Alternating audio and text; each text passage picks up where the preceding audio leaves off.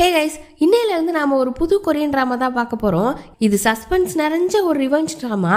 இந்த ட்ராமா ஃபுல்லாகவே எக்கச்சக்க சஸ்பென்ஸ்னு, அடுத்து என்ன நடக்கும், இவன் கொலைகாரனாக இருப்பானோ அவன் கொலைகாரனாக இருப்பானோன்னு இந்த சீரியலில் உள்ள எல்லாரையுமே ஒரு கட்டத்தில் சந்தேகப்பட வைப்பாங்க. இந்த சீரீஸோட ஒன்லைனர் என்னன்னா, கோசன்ற ஒரு பெரிய எலக்ட்ரானிக்ஸ் கம்பெனி இருக்கு. அந்த ஃபேமிலியோட மெம்பர்ஸை இந்த சீரீஸோட ஹீரோ சீக்ரெட்டாக இன்வெஸ்டிகேட் பண்ணிட்டு இருக்கான். ஏதோ ஒரு விஷயத்த கண்டுபிடிக்க பார்க்குறான். அப்படி இருக்கும்போது அந்த கோசன் ஃபேமிலிக்குள்ள ஒரு ஆளை கொலை பண்ணிடுறாங்க. அதுல இருந்து தான் சஸ்பென்ஸே ஸ்டார்ட் ஆகுது. இந்த சீரீஸ்ல மொத்தம் 16 எபிசோட் தான். முடிஞ்ச அளவு சீக்கிரமா போட ட்ரை பண்றேன். எல்லா சீரீஸ்க்கும் இதைத்தானே சொல்றீங்கன்னு உங்க மைண்ட் வாய்ஸ் எனக்கு கேக்குது. இருந்தாலும் என்ன பண்றது, எல்லா சீரீஸையுமே ரொம்ப எஃபர்ட் போட்டு தான் பண்றோம். ஆனா அதுக்கான ரிசல்ட் கிடைக்கலன்றப்போ அடுத்து போடவா வேணாமான்ற எண்ணம் வந்துருது. இருந்தாலும் இன்னொரு வாட்டி ட்ரை பண்ணுவோமே தான் இப்போ போட ஆரம்பிக்கிறோம். நீங்களும் சப்போர்ட் பண்ணுங்க, லைக் பண்ணுங்க, ஷேர் பண்ணுங்க. அப்பதான் கொஞ்சமாவது ரீச் ஆகும். இந்த சீரீஸ் கண்டிப்பா கண்டினியூஸா வந்துடும். சரி வாங்க இப்போ சீரீஸ்குள்ள போலாம். எபிசோட ஸ்டார்டிங்ல மர்டர் சீன்ல தான் ஸ்டார்ட் ஆகுது. ஒரு இருட்டான இடத்துல 2 செக்யூரிட்டி கார்டு லைட் அடிச்சுட்டே வந்துட்டு இருக்கும்போது கீழே ஒரு ஆளு ரத்த வெள்ளத்துல செத்து கிடக்குறான். அதை பார்த்துட்டு பதறிட்டு இருக்கும்போது யாரோ ஒருத்தன் அந்த சீன்ல இருந்து எஸ்கேப் ஆகி ஓடுறான். அவன் முகத்தை இவங்க பார்க்கல, நமக்கும் அது யாருன்னு காட்டல. அப்படியே அங்க சீனை கட் பண்ணி 7 நாளைக்கு முன்னாடி என்ன நடந்துச்சுன்னு காட்டுறாங்க. அதாவது இந்த கொலை நடக்கிறதுக்கு 7 நாளைக்கு முன்னாடிக்கு போறோம். இனிமேதான் ஒரு கேரக்டர் இன்ட்ரோடக்ஷனா வரும். ஃபர்ஸ்ட் ஸ்டார்டிங்லேயே நம்ம ஹீரோ தான் நைட்டு நேரம் வீட்டுக்கு போறதுக்கு ட்ரெயின்ல டிராவல் பண்ணிட்டு இருக்கும்போது அந்த ட்ரெயின்ல வயசானவங்க எல்லாம் உட்கார்றதுக்கு சீட் இருக்கும்ல, அதுல ஒருத்தன் தடிமாடு மாதிரி உட்காந்துட்டு ஒரு வயசானவருக்கு இடம் கொடுக்காம பிரச்சனை பண்ணிட்டு இருக்கான். நம்ம ஹீரோ வேலை பார்த்து ரொம்ப டயர்டா வந்திருப்பான் போல. ட்ரெயின்ல நிம்மதியா தூங்கலான்னு பார்த்தா இந்த சத்தம் கேட்டு அவனால தூங்கவே முடியல. பிரச்சனை பண்றவங்க கிட்ட உனக்கு என்ன வேண்டா பிரச்சனை அப்படின்னு கேட்கும்போது அந்த தடிமாடு ஹீரோவை அடிக்க வரான்.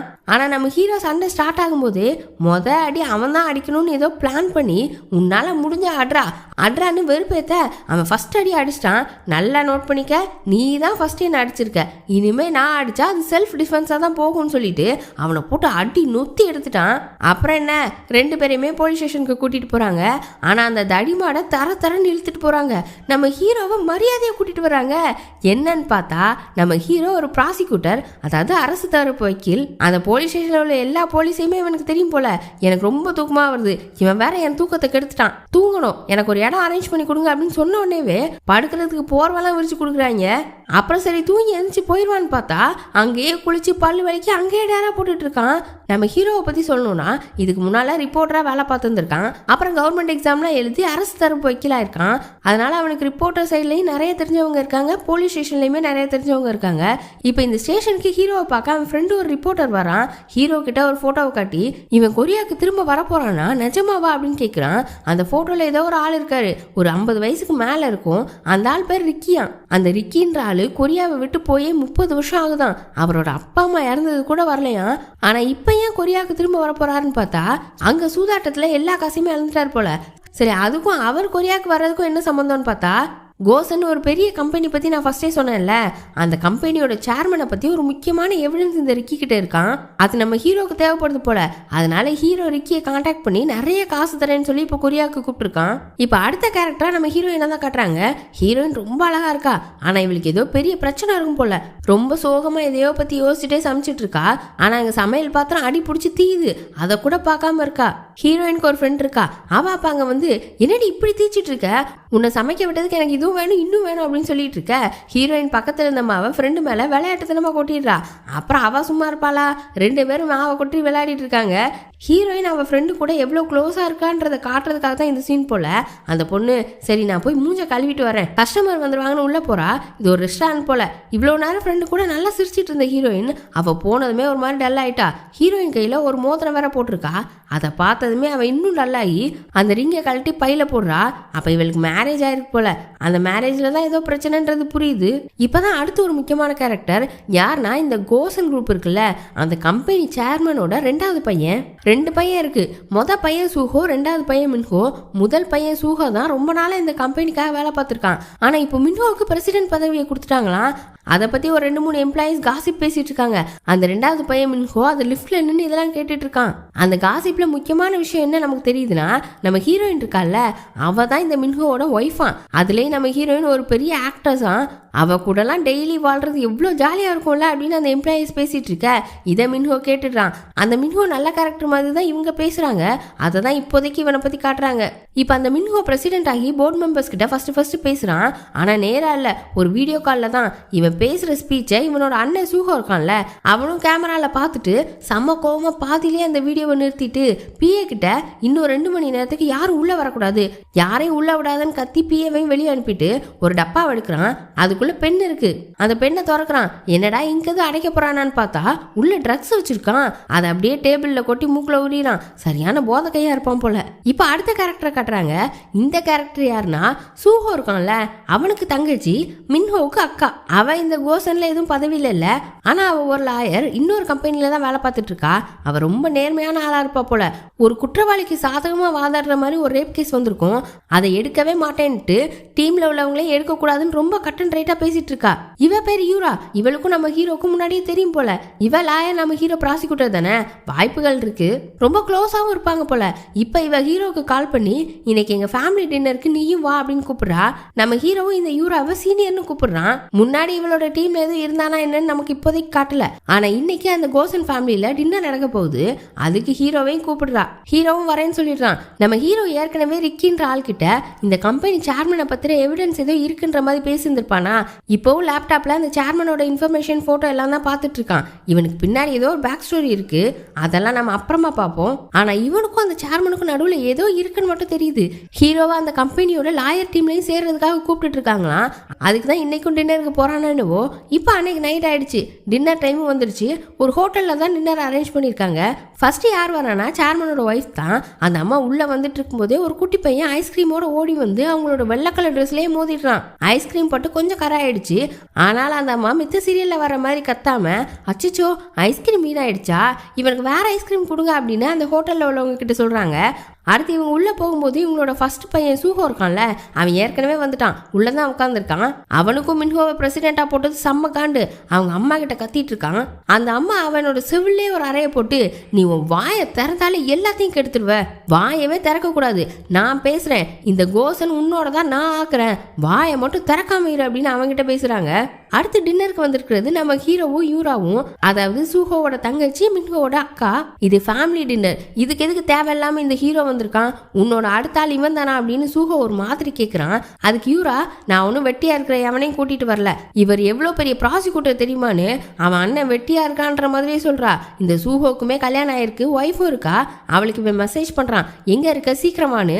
சூஹோவோட ஒய்ஃப் இருக்கால, அவன் அந்த மெசேஜை பார்த்துட்டு பைத்தியம் அப்படின்னு திட்டிட்டே உள்ள வந்துட்டு இருக்கா. இவங்க 2 பேருக்குமே ரிலேஷன்ஷிப் ஒழுங்கா இல்லைன்ற மாதிரி தான் காட்டுறாங்க. இவங்க எல்லாருமே இப்போ டேபிள்ல உட்காந்துட்டாங்க. ஆனா ஹீரோயின் மட்டும் இன்னுமே அந்த ஹோட்டலோட லாபியில அவளோட ஹஸ்பண்ட் அந்த மின்ஹோக்காக வெயிட் பண்ணிட்டு உட்காந்துட்டு இருக்கா. அதே நேரம் கரெக்டா சேர்மன், மின்ஹோ 2 பேருமே வராங்க. சேர்மன் ஹீரோயின் கிட்ட ரொம்ப நல்லா பேசுறாரு. இப்ப இவங்க 3 பேருமே உள்ள வர, ஹீரோ வர்றது இந்த மின்ஹோக்கு தெரியாது போல. பார்த்ததுமே முன்னாடி நல்லா தெரிஞ்ச ஒரு ஆள் மாதிரி பேசுறான். ஏன்னா இவங்களுக்கு ஆல்ரெடி தெரிஞ்சிருக்கும் போல. ஹீரோ லாயர் தானே, இவனுக்கு ஏதோ ஹெல்ப் பண்ணிருப்பானோ என்னவோ. இப்ப எல்லாருமே உட்காந்து சாப்பிட ஆரம்பிச்சிட்டாங்க. அப்படியே ரொம்ப அமைதியா போகுது. அப்ப நம்ம ஹீரோக்கு ரிக்கி கிட்ட இருந்து கால் வருது. அவனும் தள்ளி போய் பேசுறான். ரிக்கியும், எவிடன்ஸ் எல்லாம் இருக்கு, நீங்க பணத்தை ரெடி பண்ணுங்க, இன்னும் 10 மணி நேரத்துல நம்ம பார்க்கலாம் அப்படின்னு சொல்ல, சரின்னு ஹீரோவும் பேசிட்டு சாப்பிட வந்து உட்கார்றான். இன்னுமே டின்னர் அமைதியாக தான் போகுது. ஃபர்ஸ்ட் ஸ்டார்ட் பண்ணுறதே இந்த மூத்த பையன் சூஹா தான். எடுத்ததுமே, நான் அந்த கம்பெனிக்காக எத்தனை வருஷம் உழைச்சிருக்கேன், என்னைய விட்டுட்டு அவனை பிரசிடென்ட் ஆக்கிட்டீங்க அப்படின்னு கத்துறான். அவங்க அம்மா வாயை திறக்காதுன்னு எவ்வளோ சொன்னாங்க, மாடு கேட்கவே மாட்டேங்குது. இப்போ அவன் அப்பா எந்திரிச்சு அவன்கிட்ட போய் பிளேட்டில் உள்ள சாப்பாட்டை எடுத்து அவன் வாயிலே திணிச்சு, சம்பாதிச்சாதானடா சாப்பாட்டோட அருமை தெரியும், ஒழுங்கா இதை ஒரே வாயில முழுங்குற அப்படின்னு திணிக்கிறாரு. ரொம்ப கேவலமாக அவனை ட்ரீட் பண்ணுறாரு. உடனே யூரா தான், அப்பா நிறுத்துங்க, நம்ம வீட்டு ஆளுங்க மட்டும் இங்கே இல்லை அப்படின்னு ஒரு சத்தம் கொடுக்க, அவர் உடனே சரி எல்லாரும் வெளியே போங்கன்னு சொல்கிறாரு. எல்லாரும் எந்திக்கும் போது ஹீரோ கிட்ட மட்டும், நீ உட்காரு, உங்ககிட்ட பேசணும் அப்படின்னு சொல்லிடுறாரு. எல்லாருமே வெளியே போயிட்டாங்க ஹீரோவை தவிர. இப்ப சேர்மன் ஹீரோ கிட்ட, நீ எதுக்கு அரசு தரப்பு வக்கீல் வேலையை விட்டுட்டு எங்க கம்பெனிக்கு லாயரா வரணும்னு நினைக்கிறேன்னு கேட்கிறாரு. ஹீரோ அவரை ரொம்ப இம்ப்ரெஸ் பண்ற மாதிரி ஒரு பதில் சொல்றான். ஏன்னா எனக்கு பவர் வேணும். அதுக்காகத்தான் நான் ஃபர்ஸ்ட் ரிப்போர்ட்டரா இருந்து கஷ்டப்பட்டு படிச்சு அரசு தரப்பு வக்கீலாகி அப்புறம் இப்போ உங்க கம்பெனிக்குள்ள வரேன். யார்கிட்டையும் தோக்கக்கூடாத அளவுக்கு எனக்கு பவர் வேணும். அது உங்க கூட இருந்தாதான் கிடைக்கும் அப்படின்னு சொல்ல சேர்மனும் ரொம்ப இம்ப்ரெஸ் ஆயிட்டாரு. சிரிச்சுட்டே, என் 3 பிள்ளைங்கள்லையுமே என் பொண்ணு தான் அப்படியே என்ன மாதிரி கரெக்டான ஆளை தான் எப்பவும் பிடிச்சி வச்சுப்பா.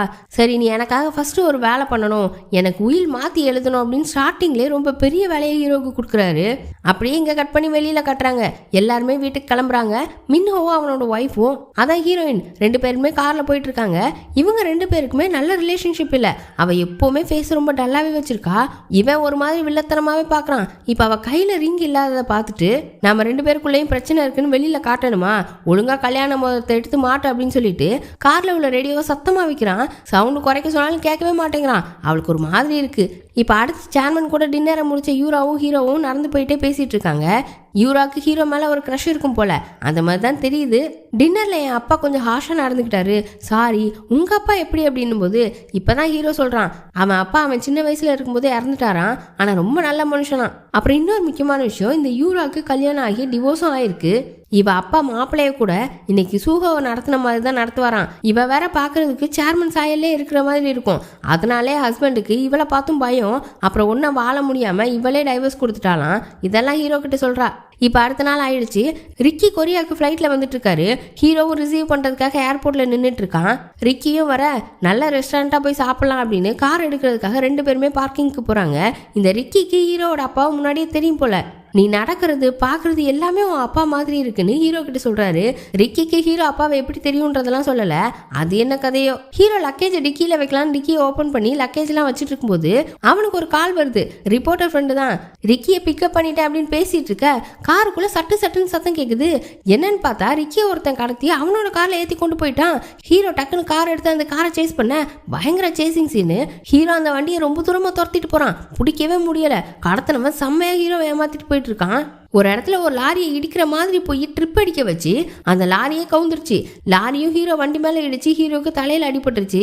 மெதுவா தள்ளாடி காரை விட்டு இறங்க பார்த்தா ரிக்கியை கடத்தினவன் ரிக்கியோட லக்கேஜ் எடுக்கிறதுக்காக ஹீரோவோட கார் கிட்ட வரான்.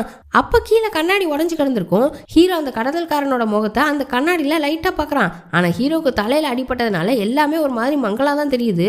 அந்த கடத்தல்காரனும் ரிக்கியோட லக்கேஜ் எடுத்துட்டு அங்க இருந்து போயிட்டான். ஹீரோவா ஹாஸ்பிட்டல் அட்மிட் பண்ணிருக்காங்க. ரிப்போர்ட்டர் ஃப்ரெண்டு பார்க்க வந்திருக்கான். ஹீரோக்கு ரொம்ப பெரிய அடிலாம் இல்ல, தலையில லேசான காயம் தான். இப்போ முடிச்சுதான் உட்காந்துருக்கான். ரிப்போர்ட்டர் ஃப்ரெண்டு ஹீரோ கிட்ட, அதுக்குள்ள சேர்மனுக்கு எப்படி தெரிஞ்சது, அவரோட வேலையா தான் இருக்கும் அப்படின்னு சொல்ல, இல்ல இந்த விஷயம் அவருக்கு தெரிஞ்சிருந்தா அவர் என்னையே தான் போட்டிருந்திருப்பாரு, அதுதான் அவருக்கு ஈஸி, ஏன் ரிக்கியை கடத்தணும், இது வேற யாரோ ஏதோ பண்ணியிருக்காங்க அப்படின்னு சொல்றான். இப்பதான் ரிக்கியை காட்டுறாங்க. ஒருத்தன் கடத்திட்டு போனானா, அவன் ரிக்கியை ஒரு ரூம்ல போட்டு வச்சிருக்கான். ரிக்கி மயக்கமா தான் இருக்காரு. ஒரு கேஸ் மாதிரி ஒன்று இருக்கு. அதை அவர் மூக்குல வச்ச உடனேவே அவருக்கு சுயநினைவு வருது. ஏத்தாப்புல அந்த கடத்தல்காரன் உட்காந்துட்டு சேர்மனை பத்தின என்ன எவிடன்ஸ் உங்ககிட்ட இருக்கு அப்படின்னு கரெக்டா கேட்கறான். ஏன்னா இந்த ரிக்கி கிட்ட ஹீரோ பேசின கால் ரெக்கார்டிங் இந்த கடத்தல்காரன்ட்ட இருக்கு. இப்ப அந்த கடத்தல்காரன் ரிக்கி கிட்ட எவ்வளவு காசு வேணாலும் வாங்கிக்கோ, அந்த எவிடன்ஸை கொடுன்னு கேட்கறான். ரிக்கிக்கு காசு தானே குறிக்கோள், ஆனாலும் என்னை யாரு கடத்தினது, உன்னோட பாஸ் யாருன்னு நான் பார்க்கணும் அப்படின்னு கேட்கிறாரு. அந்த நேரம் யாரோ கையை தட்டிட்டு ரூம்குள்ள வராங்க. அது யாருன்னு நமக்கே காட்டல. அப்படியே சீனை கட் பண்ணிட்டாங்க. இன்னொரு பக்கம் ஹீரோயினை காட்டுறாங்க. அவளோட ஹஸ்பண்ட் மின்ஹோ இருக்கான்ல, அவன் ஆஃபீஸ் கிளம்புறான்னு ஒரு ஃபிளாஸ்க்ல டீயை ஊற்றி பேக்ல வைக்கிறா. சேர்மனும் மின்ஹோவும் எப்போவுமே ஒன்னா தான் கம்பெனிக்கு போவாங்க போல. வீட்டில் உள்ள எல்லாருமே இவங்களை வழி அனுப்பி வைக்க வெளியில் வந்து நிற்கிறாங்க.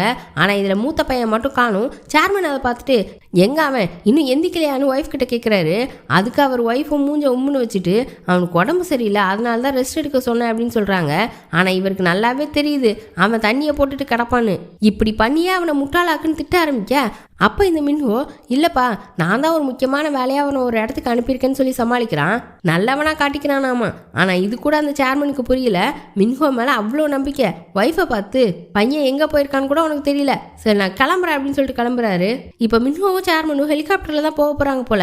அந்த ஹெலிகாப்டரை ஓட்ட 2 பைலட்ஸ் இருக்காங்க. ஒருத்தர் ரொம்ப வருஷமாக வேலை பார்க்குறாரு, இன்னொருத்தர் இன்னைக்கு தான் புதுசாக வேலைக்கு வந்திருக்காரு. சீனியர் பைலட்டுக்கு கொஞ்சம் வயசு அதிகம், கண்ணு ஒரு மாதிரி காஞ்சு போகுதுன்னு ஏதோ ஒரு ஐ டிராப்ஸை கண்ணில் ஊத்துறாரு.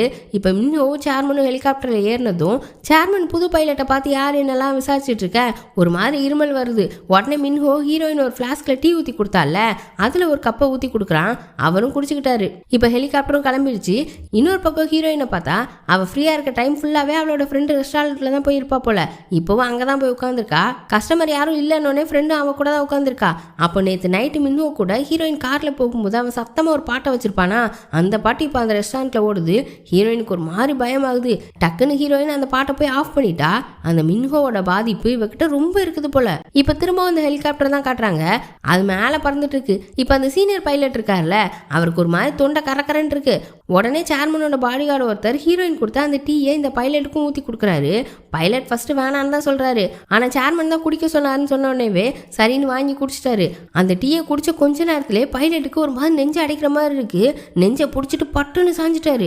இன்னொரு பைலட் வேற புதுசா, அவரால் ஹெலிகாப்டரை கண்ட்ரோல் பண்ணவே முடியல. அது அங்கிட்டும் இங்கிட்டும் போய் ஹெலிகாப்டரோட வால் பகுதி ஒரு டவர்ல இடிச்சு புகையா வருது.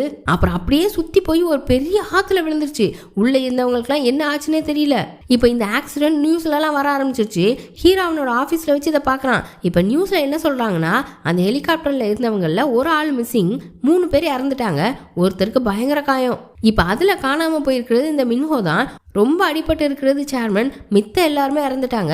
சேர்மனுக்கு ஹாஸ்பிட்டலில் சர்ஜரி நடந்துட்டு இருக்கு. இன்னொரு பக்கம் மின்ஹோவை தேடுற பணி தீவிரமாக நடந்துட்டு இருக்கு. இங்கே இவ்வளோ நடந்துட்டு இருக்கு. அந்த மூத்த பையன் சூஹோ, அவன் நல்லா ஒரு ஹோட்டல் ரூமில் ஒரு பொண்ணு கூட குடிச்சிட்டு படுத்து கிடக்கான். அவனோட ஒய்ஃப் விறுவிறுன்னு வந்து தண்ணி எடுத்து அவன் மூஞ்சில் ஊற்றி, அங்கே என்ன நடந்துட்டு இருக்கு, நீங்கள் என்ன பண்ணிட்டு இருக்க, உன் தம்பியும் அப்பாவும் போன ஹெலிகாப்டர் ஆக்சிடென்ட் ஆயிடுச்சு அப்படின்னு எழுப்புறா. அங்கே ஹாஸ்பிட்டலில் வச்சிருக்கிற சேர்மனை பார்க்கறதுக்கு சேர்மனோட ஒய்ஃப் ரொம்ப சோகமாக வந்துட்டு இருக்காங்க. அவங்க ரொம்ப சோகமாயிட்டாங்க போல. நடத்தி கூட்டிட்டு வர்றதுக்கே அசிஸ்டன்ட் வராங்க. அப்புறம் இன்னொரு பக்கம் நம்ம ஹீரோவை பார்த்தா சேர்மனுக்கு ட்ரீட்மெண்ட் நடந்துட்டு இருக்க இடத்துக்குள்ள போலான்னு வரான். பார்த்தா வெளியே சேர்மனோட பாடி கார்ட்ஸ்லாம் நின்றுட்டு உள்ள விடவே மாட்டாங்க. அந்நேரம் கரெக்டாக யூரா வரா. ஒன்னா சேர்ந்து உள்ளவே போயிட்டான். உள்ள சேர்மனோட ஃபேமிலி எல்லாருமே இருக்காங்க. இது எப்படி நடந்துச்சுன்னு எல்லாருக்குமே ரொம்ப குழப்பமா இருக்கு. சேர்மனோட ஒய்ஃப் இருக்காங்கல்ல, அவங்களுக்கு ஒரு தம்பி உண்டு.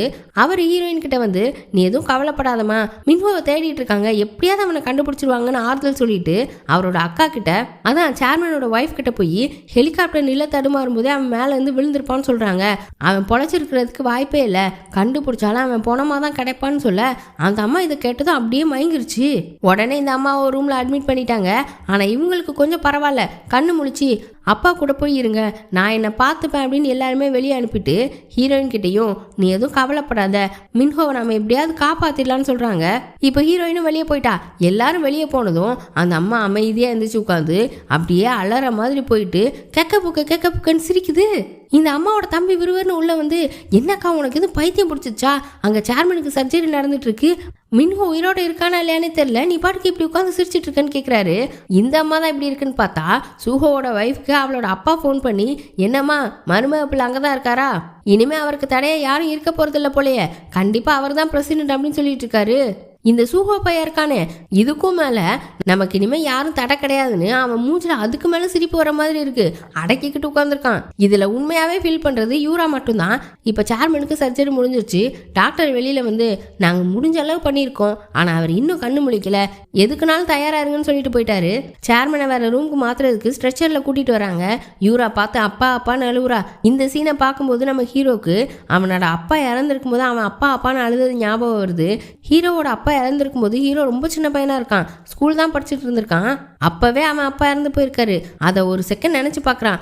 இப்போ அடுத்த நாள் ஆயிட்டு ஹீரோ அரசு தரப்பு வக்கீல் தானே, அவனுக்குன்னு ஒரு ஆஃபீஸ் உண்டு. அந்த ஆஃபீஸில் உள்ள ஹெட் ஹீரோவை கூப்பிட்டு, இந்த ஹெலிகாப்டர் ஆக்சிடென்ட் கேஸை உன்னதான் விசாரிக்க சொல்லி அசைன் பண்ண சொல்லியிருக்காங்க, நீ தான் இந்த கேஸை எடுத்துக்கணும் அப்படின்னு சொல்றாரு. இவ்வளோ பெரிய ஃபேமிலியோட கேஸை ஹீரோக்கு ஏன் அசைன் பண்ணுறாங்கன்னா, ஹீரோ ரொம்ப திறமையான ப்ராசிக்யூட்டர், சீக்கிரட்டாக ப்ரெஸ்ஸுக்கு நியூஸ் போகாமல் இன்வெஸ்டிகேட் பண்ணுறதுல பெரிய ஆள். இன்னொரு பக்கம் இன்னும் மின்ஹோவை கண்டுபிடிக்கல, தேடுதல் பணிகள்லாம் நடந்துட்டு இருக்கு. இதை நியூஸாக நம்ம ஹீரோயின் பார்த்துட்டு இருக்கா. சீரியல் ஸ்டார்ட் ஆனதுலேருந்து இப்போ வரை இவளோட எக்ஸ்பிரஷன் ஒரே மாதிரி தான் இருக்கு. மூஞ்ச ரொம்ப சோகமாகவே தான் வச்சிருக்கா. மின்ஹோவை இன்னும் கண்டுபிடிக்கலன்ற நியூஸ் சேர்மன் ஒய்ஃப் காதலையும் விழுது. அந்த அம்மாவுக்கு அப்படியே புண்ணை தாங்கலை. இன்னொரு பக்கம் ஹீரோ இந்த ஹெலிகாப்டர் ஆக்சிடென்ட் கேஸை இன்வெஸ்டிகேட் பண்ண ஸ்டார்ட் பண்ணிட்டான். ஃபர்ஸ்ட் அந்த ஆக்சிடென்ட் கேஸ்ல இறந்த 3 பேரோட டெட் பாடியையும் போய் பார்த்து அவங்களோட காஸ் ஆஃப் டெத் என்னன்னு அட்டாப்சி முடிஞ்சதும் பார்த்து சொல்ல சொல்லி அவனோட டீம் கிட்ட வேலை கொடுக்குறான். இன்னொரு பக்கம் சேர்மனோட வைஃப் பெட்ல இருந்து எந்திரிச்சு நல்லா நீட்டா கிளம்பி அவங்களோட தம்பிக்கு கால் பண்றாங்க. ஆல்ரெடி தம்பி கிட்ட போர்டு மெம்பர்ஸ் எல்லாம் ஒன்னா கூட்டுறதுக்கு சொல்லிட்டாங்க போல. தம்பியும் நான் எல்லாருக்கிட்டையும் சொல்லிட்டேன், எல்லாரும் வந்துருவாங்க அப்படின்னு சொல்ல இந்த அம்மாவும் சரி ரொம்ப நல்லது நானும் கிளம்பிட்டேன் அப்படின்னு சொல்லிட்டு திரும்பினா கதவை திறந்துட்டு அந்த மின்ஹோ வரான். இந்த அம்மாக்கெல்லாம் ரொம்ப ஷாக்கு. நீ எப்படிடா வந்த அப்படின்னு டைரக்டாவே கேட்டுட்டாங்க. அவனும் என்னை பார்த்ததுமே ஷாக் ஆயிட்டீங்க போல, எப்படி உயிரோட இருக்கேன்னு பார்த்தீங்களா அப்படின்னு சொல்லிட்டு ஹஹஹான்னு சத்தமா சிரிக்கிறான். ஹீரோயின் அப்பதான் அந்த ரூம் கிட்ட வந்திருப்பா. இவனோட சிரிப்பு சத்தத்தை கேட்டதுமே அவ கண்ணுல அவ்வளோ பயம். மெதுவா எட்டி பார்க்க அவன் டெவில் மாதிரி சிரிச்சிட்டு நிற்கிறது ஒரு கண்ணாடியில் அவளுக்கு தெரியுது. மின்ஹோ சேர்மன் ஒய்ஃப் கிட்ட உங்களுக்கு நான் ஒரு பரிசு கொண்டு வந்திருக்கேன் அப்படின்னு சொல்லிட்டு எதையோ ஒன்று எடுத்து காட்டுறான். அது என்னன்னு கூட நமக்கு காட்டல. இவன் உயிரோடு திரும்பி வந்தது ஹீரோயினுக்கு சந்தோஷமே இல்லைன்றது நல்லாவே தெரியுது. அழுதுட்டே குடுக்குடுன்னு படி பக்கமாக ஓடுறா. இதை ஹீரோ பார்த்துட்டு அவளை ஃபாலோ பண்ணி பின்னாடியே போகிறான்.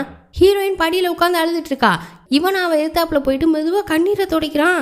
என்னடா இவ்வளோ உரிமை எடுத்துக்கிறான்னு பார்த்தா அடுத்து கிஸ் வேற பண்ணிட்டான்.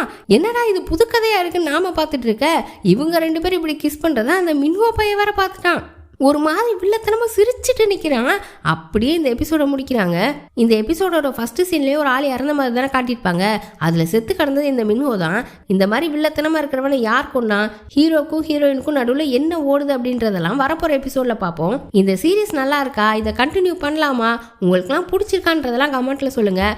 மறக்காமல் வீடியோக்கு ஒரு லைக் பண்ணிவிட்டு சேனலை சப்ஸ்கிரைப் பண்ணிடுங்க. Bye by.